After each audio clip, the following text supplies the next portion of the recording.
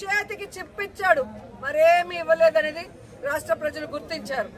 143 హామీలు ఇచ్చాడు. 143 హామీల్లో విజన్ ఉంది, విస్తరాకులు కట్టుంది, అనుభవం ఉందని చెప్పుకునే చంద్రబాబు నాయుడు మొదటి 6 అయినా చేశాడా అని నేను అడుగుతున్నాను.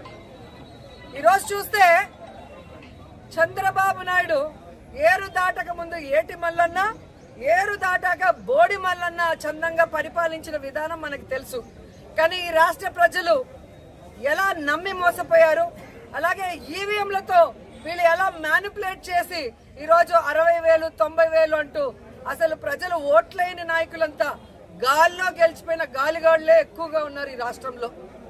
సో ఈరోజు నేను ఎందుకు ఇది చెప్తున్నాను అంటే, జగన్మోహన్ రెడ్డి గారు ఎన్నికల్లో చెప్పడం జరిగింది, చంద్రబాబు నాయుడు 3 సార్లు ముఖ్యమంత్రి అయినా ఏ రోజు చెప్పిన వాగ్దానాన్ని నెరవేర్చలేదు, పిల్లనిచ్చిన మామనే వెన్నుపోటు పొడిచిన వాడు,